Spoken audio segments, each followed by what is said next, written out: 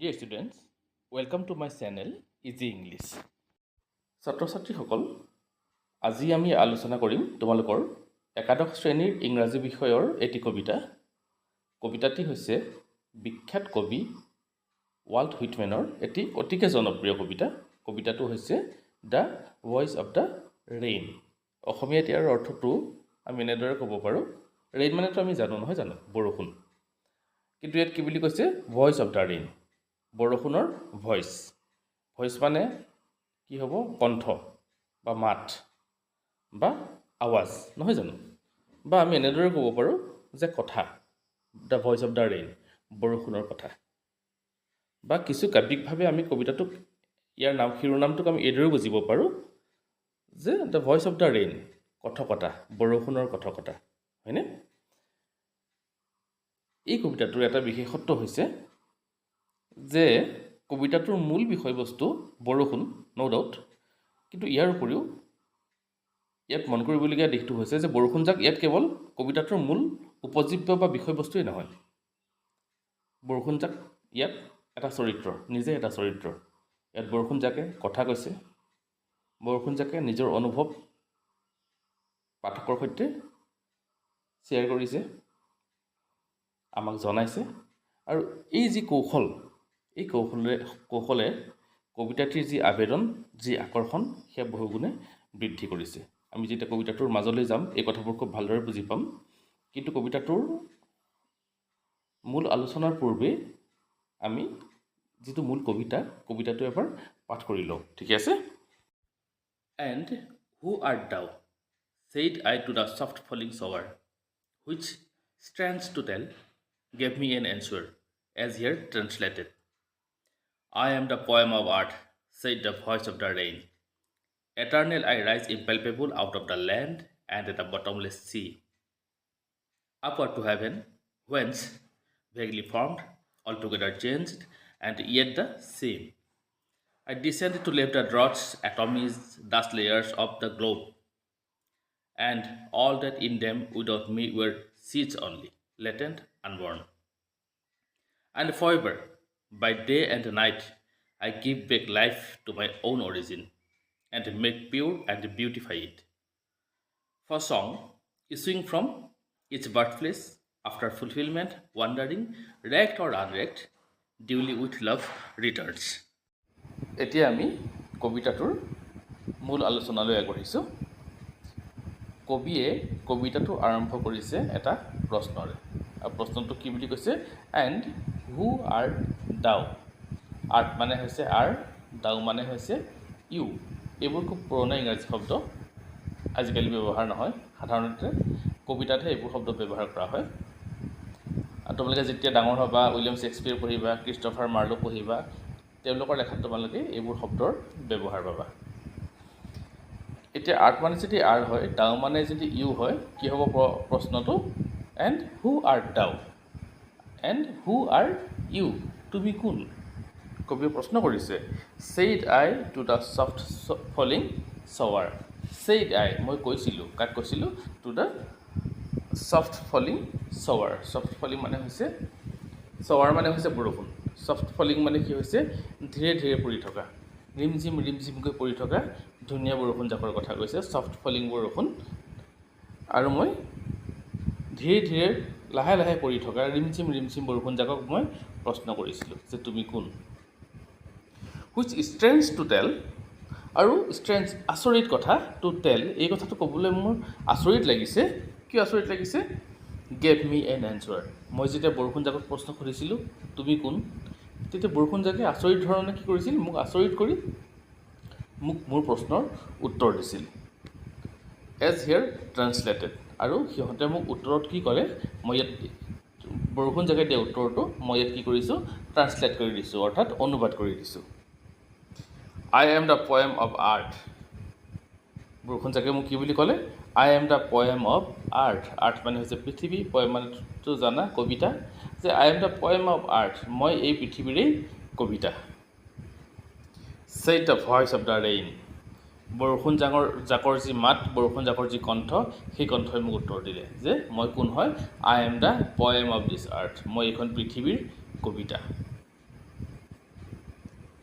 অৰ্থাৎ কবিতা মানে হৈছে কি এটা সুন্দৰ অনুভৱ নহয় জানো কবিতাই আমাৰ মনলৈ ভাল অনুভৱ আনি দিয়ে আৰু যিদৰে এটা কবিতাই আমাৰ মনবোৰ জীপাল কৰি তোলে ঠিক সেইদৰে এজাক বৰষুণে পৃথিৱীখনক জীপাল কৰি তোলে নহয় জানো সেইকাৰণে বৰষুণজাকে কি বুলি কৈছে নিজকে যে মই এইখন পৃথিৱীৰ এটা কবিতা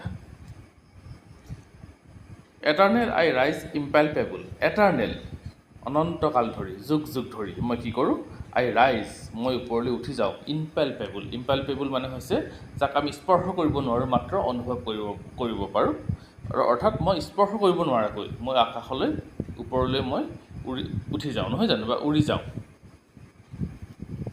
out of the land and the bottomless sea আৰু মই ক'ৰ পৰা যাওঁ আউট অফ দ্য লেণ্ড এই পৃথিৱীৰ বুকুৰ পৰা আৰু ক'ৰ পৰা এণ্ড দ্য বটমলেছ চি মানেতো সাগৰ বটমলেছ মানে কি হ'ব বটম মানে হৈছে তলি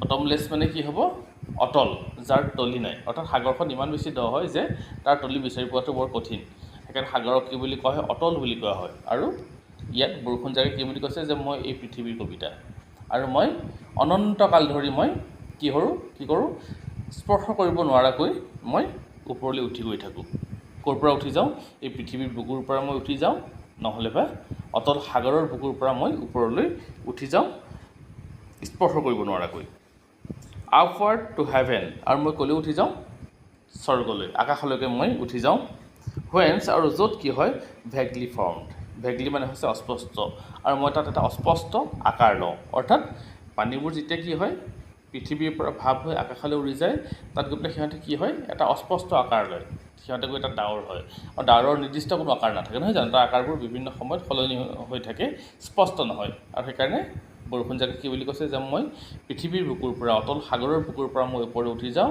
আৰু উঠি পেলাই মই কি হৈ পৰোঁ মই এটা অস্পষ্ট আকাৰ লওঁ অলটুগেডাৰ চেঞ্জড মই সম্পূৰ্ণৰূপে সলনি হৈ পৰোঁ চেঞ্জ হৈ যাওঁ এণ্ড য়েট দ্য ছেম আৰু যদি মই সম্পূৰ্ণ সলনি হৈ যাওঁ তাৰপিছতো কিন্তু মই একেই থাকোঁ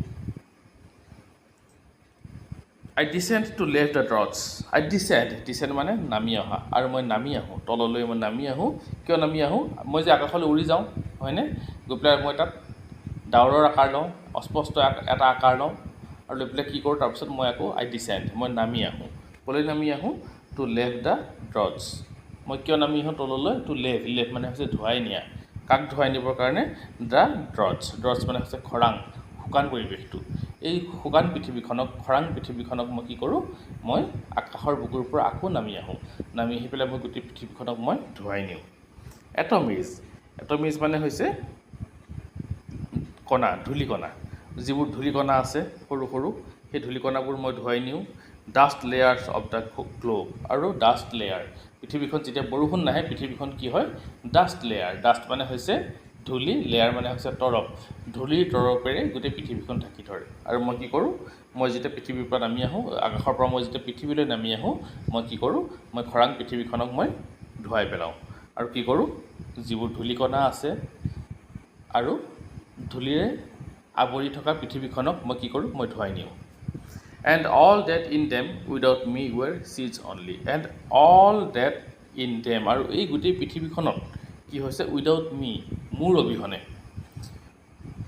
ৱেৰ চিজ অনলি যিবোৰ শস্যৰ গুটি হয়নে বা শস্য বা গুটি গছৰ যিবোৰ গুটি বা শস্য এই শস্যবোৰ কি হয় অনলি চিজ ৱেৰ চিজ অনলি মোৰ অবিহনে এই যিবোৰ বীজ সেই বীজবোৰ বীজেই হৈ থাকিব লেটেণ্ট আনবৰ্ণ লেটেণ্ট মানে হৈছে লুকাই থকা সিহঁত এইদৰে লুকাই যাব আনবৰ্ণ অৰ্থাৎ কেতিয়াও তাৰ পৰা জন্ম নহয় সাধাৰণতে কি হয় আমাৰ যি গছবোৰ যে হয় ক'ৰ পৰা হয় কঠীয়াৰ পৰা হয় নহয় জানো বীজৰ পৰা হয় বীজ যেতিয়া গছৰ ফলৰ পৰা তাৰ যিটো বীজ হয় বীজটো মাটিত পৰাৰ পিছত তাত যেতিয়া আমি পানী চানি দিওঁ কি হয় সি আকৌ গছ হৈ উঠি আহে নহয় জানো সেইকাৰণে বৰষুণজাকে কি বুলি কৈছে যে যদি মোৰ অবিহনে কি হয় এই যিবোৰ শস্য যিবোৰ বীজ সেই বীজবোৰ বীজ হৈ তেনেকৈ পৃথিৱীৰ বুকুত লুকাই থাকিব কিন্তু সিহঁতৰ কেতিয়াও কি হয় পুলি হৈ পেলাই তাৰ পৰা জন্ম নহয় তাৰ পৰা নতুনৰ সৃষ্টি নহয় এণ্ড ফৰ এভাৰ আৰু গোটেই জীৱন ধৰি আজীৱন বাই ডে এণ্ড নাইট দিনে নিশাই I give back life to my own origin I give back life মই কি কৰোঁ জীৱন ঘূৰাই দিওঁ লাইফ মানে জীৱন নহয় জানো আই গিভ বেক লাইফ মই জীৱন ঘূৰাই দিওঁ কাক জীৱন ঘূৰাই দিওঁ টু মাই অ'ন অৰিজিন মোৰ যি অৰিজিন মোৰ অৰিজিন হৈছে পৃথিৱীখন কাৰণ মই পৃথিৱীৰ পৰাই আকাশলৈ যাওঁ ডাৱৰ হওঁ আকৌ পৃথিৱীৰ বুকুলৈ নামি আহোঁ গতিকে মোৰ অৰিজিনটো হৈছে পৃথিৱী আৰু মই কি কৰোঁ সেই যে আকাশলৈ উৰি যাওঁ আকৌ নামি আহি পেলাই মই কি কৰোঁ বৰষুণৰ ৰূপ লৈ পেলাই মই পৃথিৱীখনক যিটো মোৰ নিজৰ অৰিজিন হয় সেই পৃথিৱীখনক মই জীৱন ঘূৰাই দিওঁ কাৰণ বৰষুণ নহ'লে পৃথিৱীখন পৃথিৱী হৈ নাথাকে পৃথিৱীত একো সৃষ্টি সম্ভৱ নহয় সেইকাৰণে এতিয়া বৰষুণজাকে কি বুলি কৈছে যে মই মোৰ অৰিজিনটোকেই মই আকৌ কি কৰোঁ মই জীৱন ঘূৰাই দিওঁ and make pure and beautify it আৰু মই কি কৰোঁ পৃথিৱীখন মেক পিউৰ মই পবিত্ৰ কৰি তোলোঁ আৰু কি কৰোঁ বিউটিফাই ইট আৰু মই পৃথিৱীখনক বিউটিফাই মানে সুন্দৰ কৰি তোলা আৰু মই ইয়াক কি কৰোঁ সুন্দৰ কৰি তোলোঁ কবিতাটোৰ এই অংশলৈকে আছিল কবি আৰু বৰষুণজাকৰ মাজত হোৱা বাৰ্তালাপ বা কথা বতৰা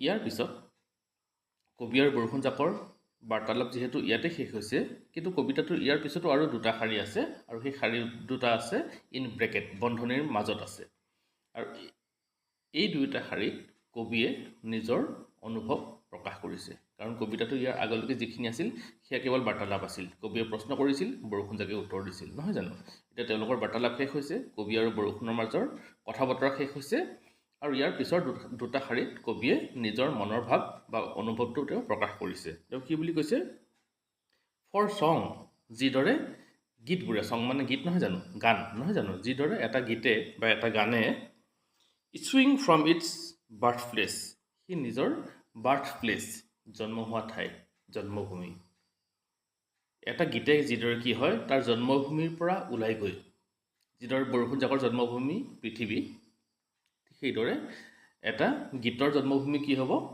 সেই গায়কজন বা গীতিকাৰজন নহয় জানো যিজনে সেই গীতটিৰ সৃষ্টি কৰিছে গতিকে যিদৰে এটা গীতে বা এটা গীত সি নিজৰ জন্মস্থানৰ পৰা ওলাই গৈ আফটাৰ ফুলফিলমেণ্ট মানে হৈছে সম্পূৰ্ণতা আৰু সি কি কৰে এটা গীতে যিদৰে তাৰ জন্মস্থানৰ পৰা ওলাই যায় সি নিজৰ যি কাম সেই যি উদ্দেশ্য সেই উদ্দেশ্য সম্পূৰ্ণ কৰে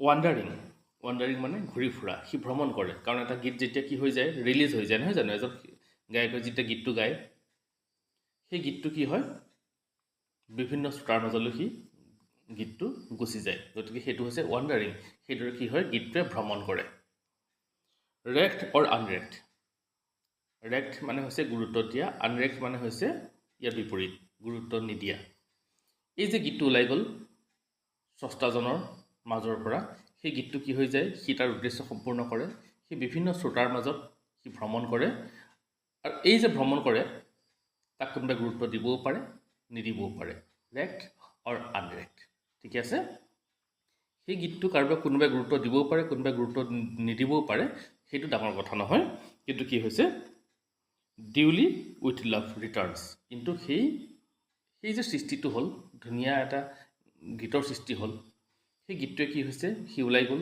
সি তাৰ উদ্দেশ্য সম্পূৰ্ণ কৰিলে বিভিন্নজনৰ মাজত ভ্ৰমণ কৰিলে আৰু সি কোনোবাই গুৰুত্ব দিয়ক বা নিদিয়ক সেইটো গীতটোৰ বাবে ইম্পৰ্টেণ্ট নহয় কিন্তু গীতটোৱে কি হয় একেই ভাল পোৱা একেই মৰম লৈ আকৌ সেই গায়কজন বা সেই গীতিকাৰজনৰ কাষলৈ তেওঁ গীতটো আকৌ উভতি আহে অৰ্থাৎ এটা গীতৰ সৃষ্টিৰ উদ্দেশ্যটো হৈছে কি মানুহক আনন্দ দিয়া মানুহক মনত প্ৰশান্তি দিয়া নহয় জানো সেই উদ্দেশ্য কৰি গীতটো ওলাই যায় আৰু সি তাৰ নিজৰ কাৰ্য সমাপন কৰি ইয়াকো উভতি আহে বৰষুণজাকো ঠিক সেইদৰে এটা গীতৰ দৰেই বৰষুণজাকে কি কৰে এই পৃথিৱীৰ পৰা ওলাই যায় পৃথিৱীখন তাৰ জন্মভূমি আকাশলৈ যায় ডাৱৰ হয় আকৌ পৃথিৱীলৈ নামি আহে পৃথিৱীখন ধূলিৰে ভৰা পৃথিৱীখন ভৰাই তোলে শস্যবোৰক প্ৰাণ দিয়ে পৃথিৱীখনক প্ৰাণ দিয়ে সেই বৰষুণজাকক কোনোবাই গুৰুত্ব দিয়ক বা নিদিয়ক কিন্তু বৰষুণজাকৰ মূল উদ্দেশ্য কি সেই উদ্দেশ্যটি সম্পূৰ্ণ কৰে পৃথিৱীখনক সুন্দৰ কৰি তুলিব লাগে পৃথিৱীখনক শান্তিময় কৰি তুলিব লাগে নহয় জানো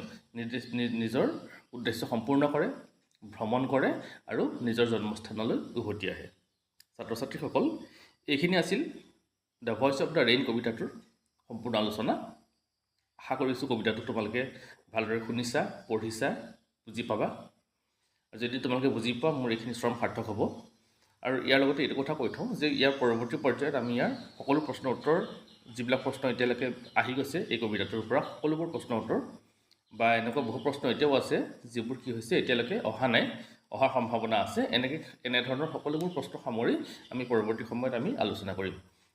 তোমালোকে কেনে পাইছা জনাবা, আলোচনাটো কেনেকুৱা লাগিল সেই কথা তোমালোকে জনাবা।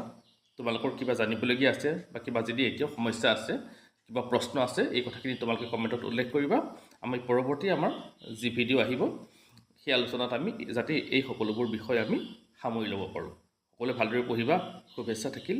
আজিলৈ ইমানেই। Thank U.